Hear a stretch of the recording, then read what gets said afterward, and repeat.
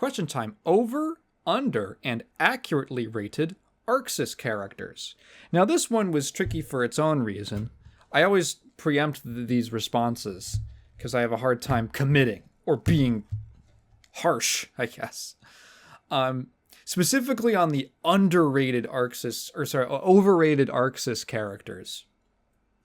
I'll start with accurately rated first. I think Soul Bad Guy is exactly as cool as everyone says he is, which is to say he's really cool. Lore-wise, he's cool. His personality is cool. There's like 1,000,001 awesome illustrations of him. Gameplay-wise, he has always been super sick. Soul is rarely, if ever, top tier. He's usually top tier in like version 1 of whatever Guilty Gear game. But as the game goes on, he tends to fall towards more towards a mid tier, maybe upper mid. And yet, you still see Soul players topping events all the time because Soul is just equipped with all of these core fundamental tools of the game and some wacky shit. And he's the type of character who scales with your skill very intensely. The ceiling on Soul Bad Guy in like every Guilty Gear game has always been huge. And you get to see people do awesome stuff with him because they just fucking love that wild ass dude. I say he is accurately rated in all regards. Okay. Overrated.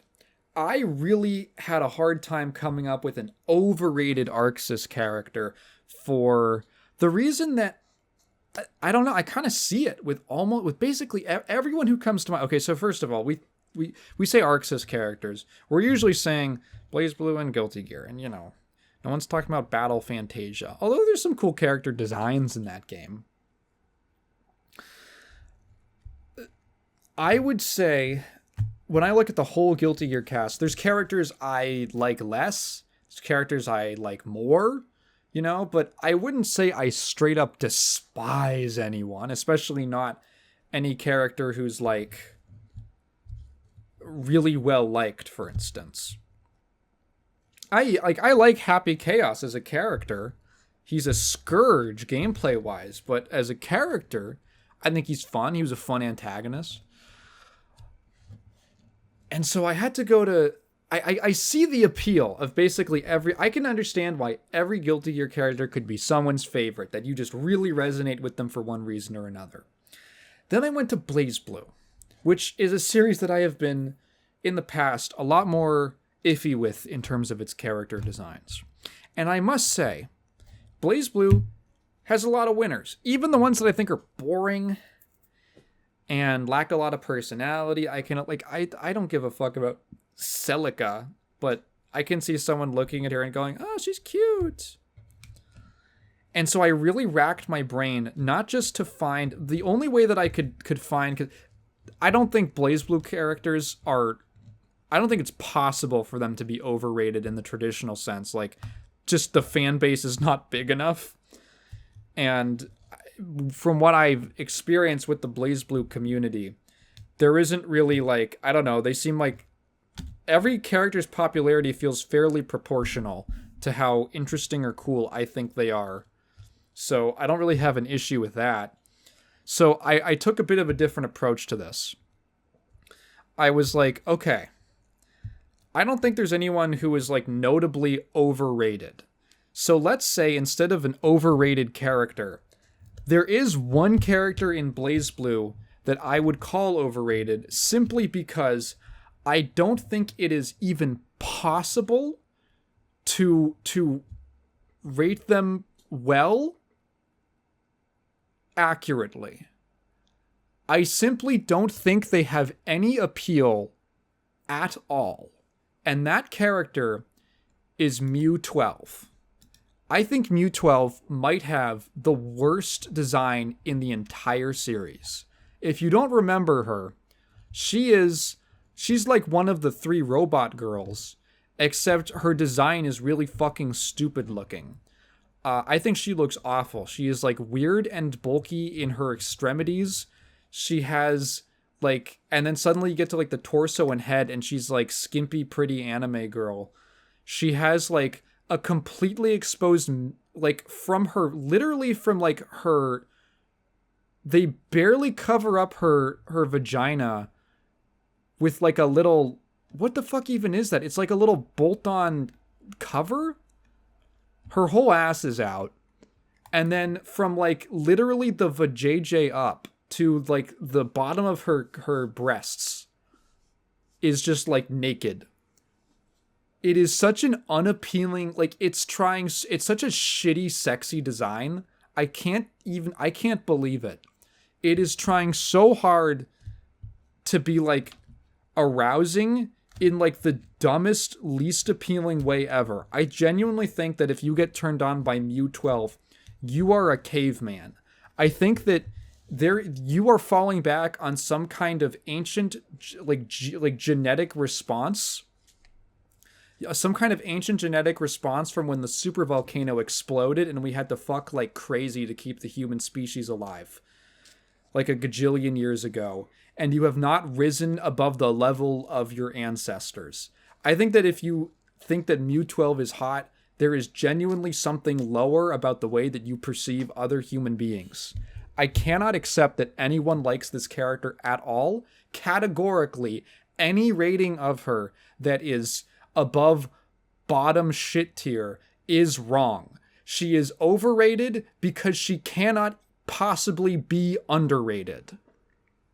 My answer is Mu-12. Now, for an underrated character, I would say, and this is going to blow your fucking mind, I am going to say Baiken from Guilty Gear. And by extension, Anji. And it's not for the reason you're like, what the fuck? She gets all this merch and all this stuff. No, the reason that I think she is underrated is that when people overrate Baiken, they are doing so because she has like big tits, right? Like she gets a lot of attention and merchandise and fan art and stuff because she has big tits and she's a hot, tough samurai lady with big boobies.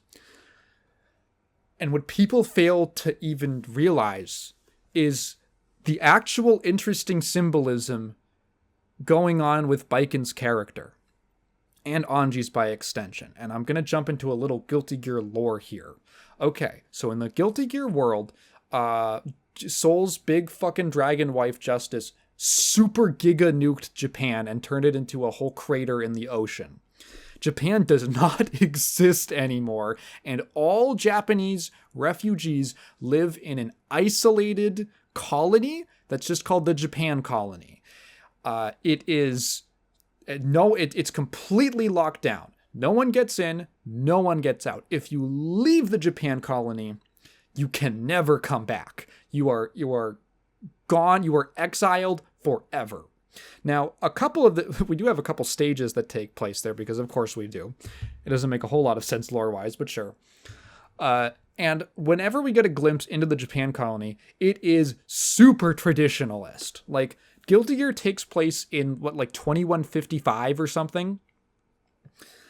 And if you look at anywhere else in the world, other countries like America, much of which America is still like a fucking wasteland, right?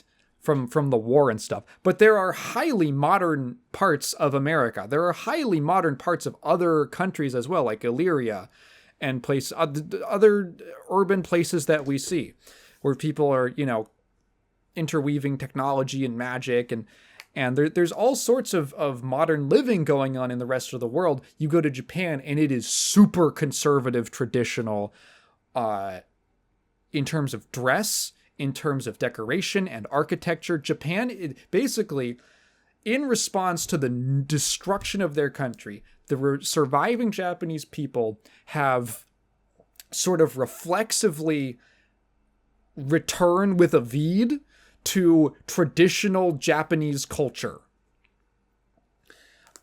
Including, and I think that the no one gets in, no one goes out thing, I think that policy is kind of a reference to, one, Japanese isolationism, but also Japan's proclivity for xenophobia.